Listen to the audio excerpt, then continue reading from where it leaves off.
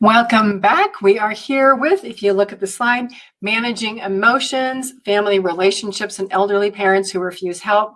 We have covered a lot of ground in these sessions. We've covered the emotional aspects of dealing with family members, how to work with family members who might have bad intentions. Now we are talking about how to set boundaries and manage guilt, and really about setting realistic expectations, because what I have found is that when an elderly parent has an unrealistic expectation of what elderly children can do, that results in a lot of chaos, in a lot of emotional situations, in a lot of guilt. And on the other hand, when adult children overestimate what they can actually do for elderly parents, that causes situations on both sides where they become unbalanced. And then we have this emotional mess and this emotional chaos to deal with. By knowing about what can happen, you can be more proactive and manage situations so they are much smoother. Let's continue on. Normal housekeeping. I use the term elderly parent or elderly parents for the person for whom you provide care. Outline for this module is in the course materials. Print it off as well as the slide handouts so that you can make notes as we go through these slides. I purposely put in the ellipses, the dots, so that you're following along with me. Let's review the objectives of how to set boundaries and manage guilt. At the end of how to set boundaries and manage guilt, you should be able to identify the risks of mental exhaustion and the effect on quality of care for elderly parents. This includes professional caregivers who also become exhausted.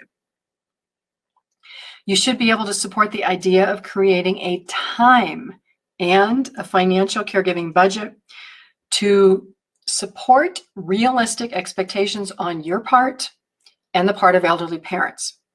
And you should be able to identify positive actions, habits, and routines to support care situations. In this part, we're going to talk about setting realistic expectations, which relate to the physical and the emotional effects of being a caregiver. At the end of this part, you should be able to identify why coping to get through the day poses risks to care situations. You should be able to describe the benefits of initiating conversations with elderly parents about caregiving time and financial commitments. Let's talk about caregiving responsibilities and stress. The physical and emotional effects of being a caregiver are significant. Caregiving responsibilities take a toll on health and well-being. Being a caregiver may result in illness and disability if you don't make self-care a priority. Making plans, creating a time and financial budget, and identifying caregiver survival skills are imperative to navigating caregiving roles and responsibilities. Caregiver stress is significant when responsibilities consume the days of the caregiver. As the care needs of elderly parents increase, that time you devote to caregiving, 1 hour a week, 5 hours a week, 10 hours a week, 20, 30, 40 hours or more a week. Spousal and some family caregivers may move into being a caregiver 24 hours a day, 7 days a week. I call that 24/7 caregiving. Chronic stress, it's bad for the mind, bad for the body. The experience of stress leads to physical symptoms like headaches, heart palpitations, you have panic attacks, poor sleep, mood swings, feelings of anxiety, and frustration. You can't think as clearly when you feel stressed and overwhelmed. Making decisions and problem solving is challenging. Your memory can become faulty when you're under too much stress. You can lose simple items like keys, a wallet, misplace your cell phone when you're stressed or unintentionally distracted. Caregiver exhaustion and burnout result in unintentional care gaps and the potential neglect of elderly parents. I don't know if you remember the stories in the news the summer of 2019. There were actually two situations. One was in New York of a father who was going to work. He had his kids in the car, and he dropped one child off at school. He forgot that he had twins in the back seat of his car. He went to work. He came out of his work later in the day. It's a very hot day, temperature over 100 degrees. He found his twin children dead in the back seat of his car. His wife said, "Oh my God, he's a devoted husband. He shouldn't be penalized for this. He didn't know what he was doing." This is an example of a situation of caregivers for children who become so in a routine, so stressed that they forget that there's children in the back seat. Translate this to situations of elder care. You forget that your elderly parent needs an insulin injection to keep them going. You become distracted. You don't pick up prescriptions. You don't turn on a reminder for a parent to turn off the stove, and there's a house fire. When we become so stressed, so exhausted, it's easy for serious issues to happen in families. Children left in the back seat of the car that die because of heat stroke. Same thing can happen to elderly parents. Elderly parents shouldn't be out in extremely cold weather or extremely hot weather. When we get to these care situations, regardless of our family culture, regardless of how we think we have a responsibility, we have a duty, we have to do it, we have to think of everybody involved in the situation and not just our responsibility, but what happens to the care of our elderly parent if we fail? If we fail to notice the little things, if we become so exhausted, that's a harmful situation. That's when we have to look at the situation and say, okay, I have to ask for help. I have to get help from siblings. We have to hire help. We have to look at different care situations because unintentional tragedies happen. Don't let that happen to you because you feel you're responsible, because you believe no one else will help. You have to be the stopgap in these situations. You have to be the person to make sure that your parent receives the care that they need, whether it's from you or someone else.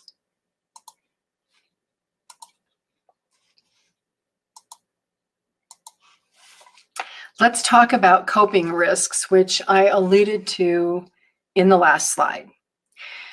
So many caregivers tell me that they cope with getting through the day. When stress reaches unmanageable states, the idea with getting through the day fails. Caregivers become more overwhelmed, more emotionally stressed when trying to do everything and making all of the tasks equally as important. When I had my care management business, we had unexpected events every day, and it threw my plans into chaos. When this happened, I moved into what I called triage mode. And for me, being in triage mode meant focusing on the most critical needs. Time essential medical decisions and care went to the top of the list. I reprioritized projects and I shifted work to my team because I had staff.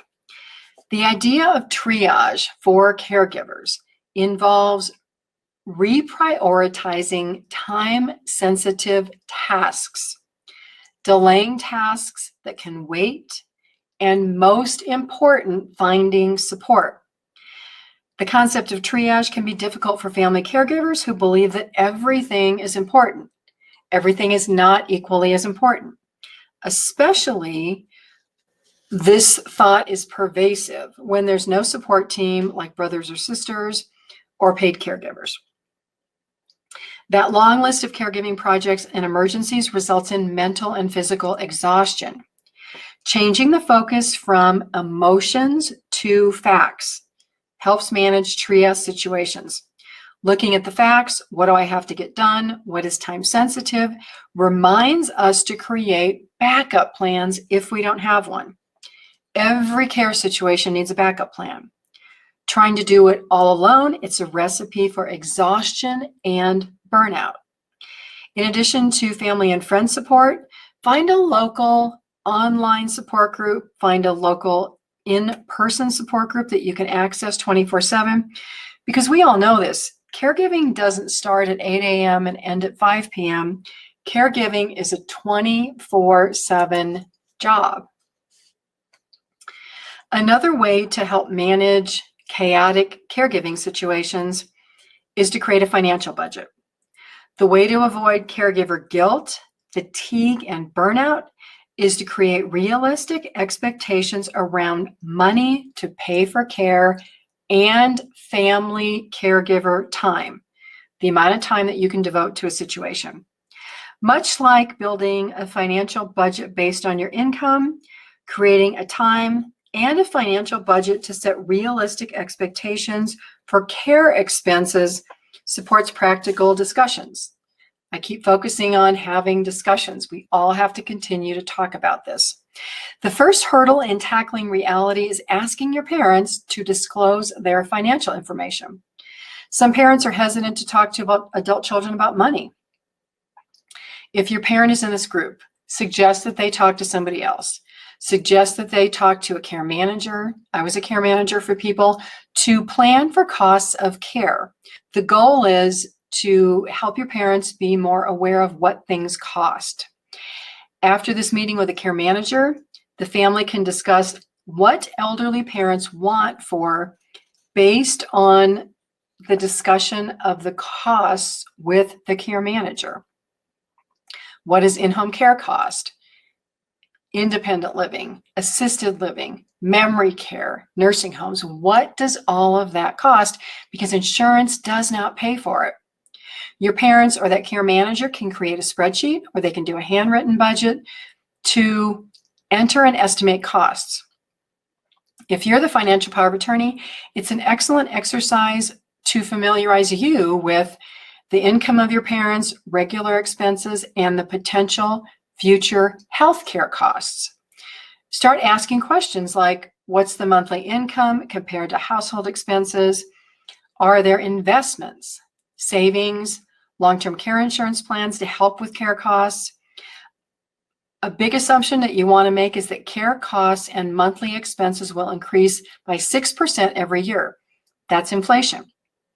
What does this financial picture look like short and long term? Do your parents have enough money to pay for care? Do they have any money to pay for care? When daily care is needed and there isn't enough money or there won't be enough money, investigate the state Medicaid program. It's called different things in different states. It could be Medi-Cal, Medicaid. You can talk to your county social services and find out the right term. Investigate Medicaid at least 2 years in advance of having money issues. Applications can take months, sometimes a year to process. You don't want to be in a position where your parents can't pay for their monthly expenses and they need more care. Translating current healthcare needs into future costs is this next step in planning for care. Look at how frequent are medical appointments, what are the appointment copays, what is the price of medications, what are the premiums for health insurance if those exist. What other medical or healthcare costs exist? Are there over-the-counter medications, foods for a special diet? Are there medical supplies like Depends, blood sugar monitors, lancets, blood pressure machines, INR machines, other supplies? Look through checkbook ledgers of your parents. Look at bank statements, credit card statements to find historical information. When in doubt, you can always call the pharmacy or the medical office to ask for a summary of expenses. While it can be difficult to predict what's going to happen in the future and to predict future health and care needs of an elderly parent, creating that spreadsheet is a starting point. At least you have a starting point. Other questions to ask. Will the money run out? When will it run out? What happens to the primary caregiver if this person is a husband or wife? Will one spouse use the majority of money for their care, not leaving any money for the remaining spouse? These are difficult but elephant in the room necessary questions to ask. Next, we want to look at creating a time budget to relate the time devoted to the care needs of elderly parents. Create different cost scenarios between elderly parents staying at home and moving to a care community. Based on the time budget we discussed earlier that related to asking family members for help, how much more time can you or brothers and sisters commit to helping elderly parents? And is this more time enough to keep your elderly parents at home and keep them safe? At what point does in-home care or a move to a care community have to be considered because it's practical? If you are unfamiliar with care options and costs, I go through this in great detail in another module of the Caring Generation series. It's called Financial Aspects of Paying for Elder Care, and it answers the question, why is there never enough money?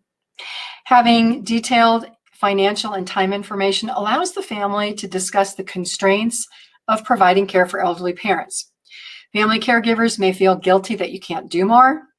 There may not be enough money to pay for care. In many situations, there never is. This leads us to talk about caregiver burden. Let's talk about caregiver burden. Caregiver burden is the responsibility and workload accepted by a caregiver for an elderly parent.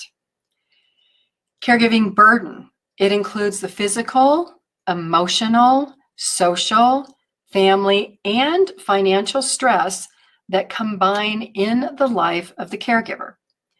Adult children may be willing to make great sacrifices to care for elderly parents. Other children may be willing to do so much until that time commitment affects their family or their career. It's okay to set boundaries of what you can't or can't do as a caregiver. We'll continue to talk about boundaries throughout this section of this program. Elderly parents can say that they don't want to be a burden to their children. Failing to plan results in a greater likelihood of being a burden.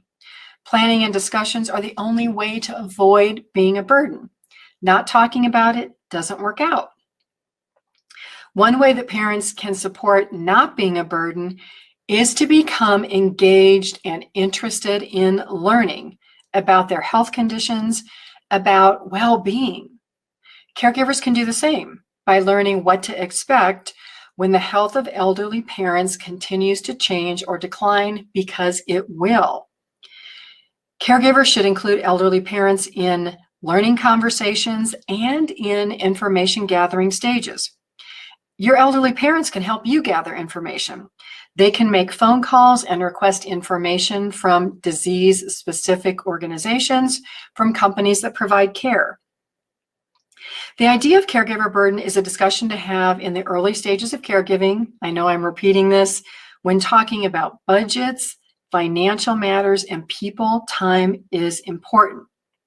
Making elderly parents aware that their participation is important in this process can establish mutual accountability, mutual responsibility for all of these decisions and the participation in care.